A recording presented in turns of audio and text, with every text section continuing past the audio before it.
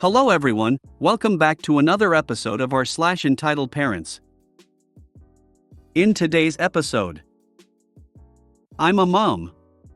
How one entitled mother's antics led to a tram shutdown. Karen tells a teen to stop playing with his 6-year-old twin brothers. I cut ties with my paternal family. Before we get started, make sure to subscribe so you will never miss a video. So let's get started. I'm a mom. How one entitled mother's antics led to a tram shutdown. I had an encounter today that I just have to share with this community. So, I was in a packed tram, minding my own business, when I noticed an entitled mother with her 3 kids in the same wagon. The scene was already set for a typical entitled parent story, but little did I know how much it would escalate.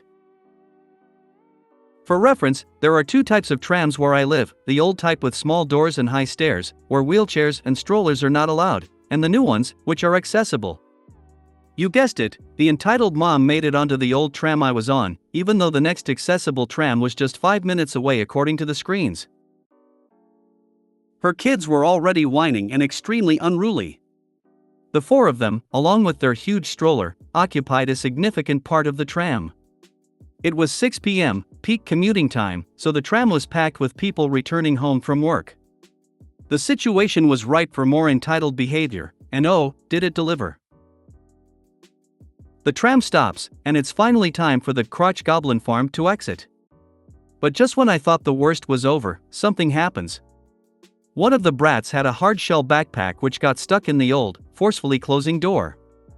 The conductor had to get out to try and free the trolley, and understandably, she was pretty angry about the situation.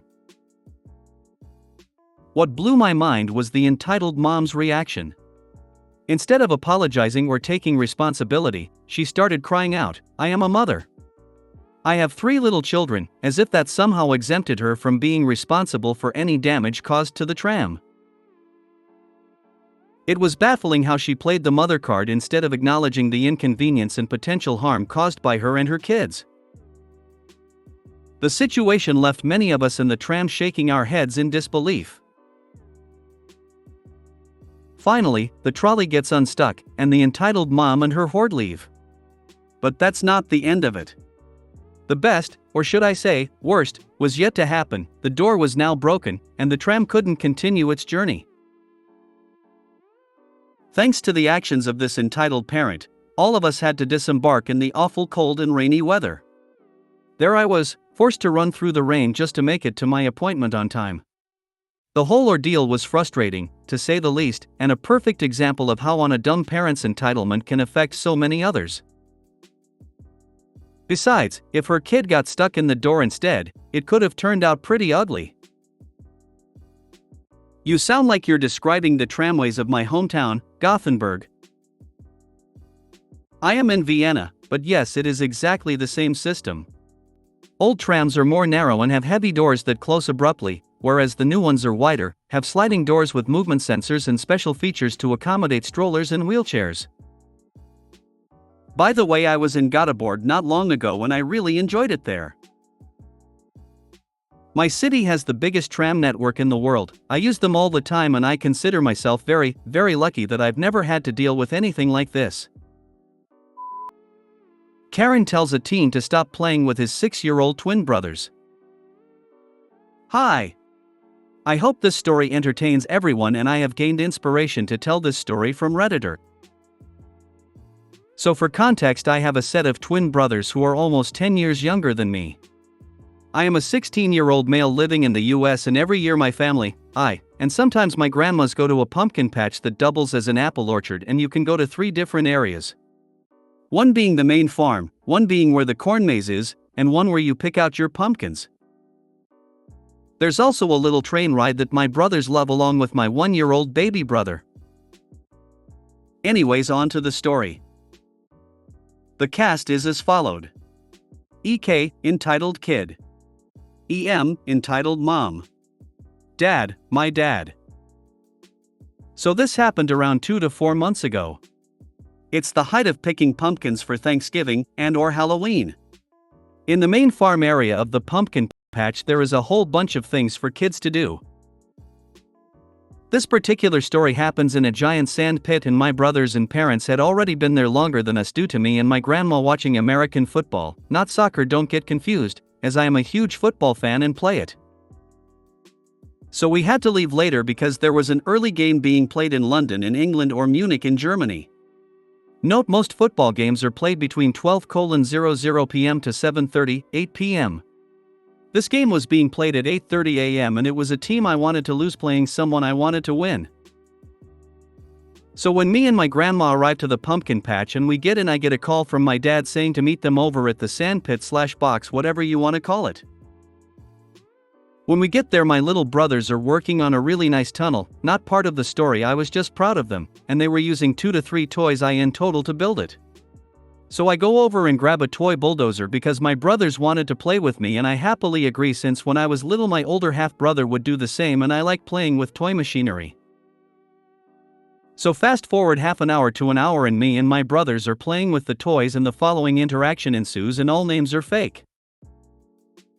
Jack, I'm going to get a drink of water, I'll be right back. Can you make sure someone doesn't take my bulldozer? Me, sure, just be quick. So he runs over to get a drink of water and not even 5 seconds later I noticed a kid playing with the toy Jack was playing with. So with my best friendly smile and little kid voice I ask him the following question. Me, hey, my little brother is playing with this and he's just getting a drink of water and he'll be upset if he comes back and sees that the stuff he made is being destroyed and someone is playing with the thing he was playing with. EK looks up and with this snarky response he says, Eck, no. My mom said I can play with it. Me, well, you see, this is the only bulldozer left, but there's off. And without even letting me finish my sentence, EM pipes in and says, EM, no, he can play with it, there's no one playing with it, he can play with it. Me, well, my brother is playing with it and this is the last bulldozer here. M, you will give my baby the bulldozer. At this point I'm getting angry, but I keep my cool, for now, and I don't like being told by people I don't know what I can and can't do. Me, but this is a public place and I can save this for my 6-year-old brother who happened to be playing with it already and he would have been gone for no more than 45 seconds. I don't care. My baby deserves that toy. At this point I'm fed up with her bullshit and I stand up and I say, Me, once again it's a pub. Give it to him now. You're what, like 10? You shouldn't be playing with that anyways. After that I am completely done. Me? 10? Yes, I know I'm a 10 but not 10 years old and I look better than you, thank you very much. I can get aggressive when I'm mad and I can be quite insulting. What? You're not 10? And don't be racist and tell me I am not a 10-year-old. Yes, she thought I was talking about age. Me, no, in fact I'm 16. 16? That's even worse for you to be playing with kids. I give her a what are you thinking lady look. Me, but these are my brothers and tell me how that's worse. To be playing with. My dad cuts me off. I'm not using my real name. Dad, Josh. Come over here, I want to talk to you. I looked at my brother and said, Me, do you want to go somewhere else? Jack, yes please. He was on the verge of crying and I walked him over to our dad. When we get to my dad I start saying, Me, did I do something wrong? I was just trying to. Dad, just drop it and sit here next to me. Then he said something really unexpected. Dad, don't let the Karen get to you. I looked at him and laughed and said that I didn't know he knew that term. So that's my story.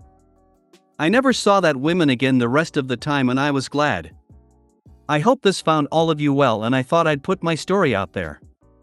Also to Redditor, or Jack, thanks for reading this, and I love your videos and podcasts, and I listen to them while playing solitaire or chess on my school Chromebook. Shout out to my wonderful grandmas and parents, they're amazing. So, you left a toy that was a part of the festivities and not solely your brother's property unattended. And then demanded the other child give it back because your brother still wanted to play with it? Is that the story? This novel is ridiculously long. Bro, playground rules are universal. You had to keep a hand on that bulldozer until your brother came back. You failed in your duties. You have to own it. So let me make sure I understand. There was one bulldozer toy. You and your brothers had monopolized the one bulldozer toy while other kids waited for a turn. Your brother left the one toy to go somewhere else and another child played with it. So you, a great hulking 16-year-old, lash out at a little boy half your size and his mom and throw a tantrum like a 3-year-old.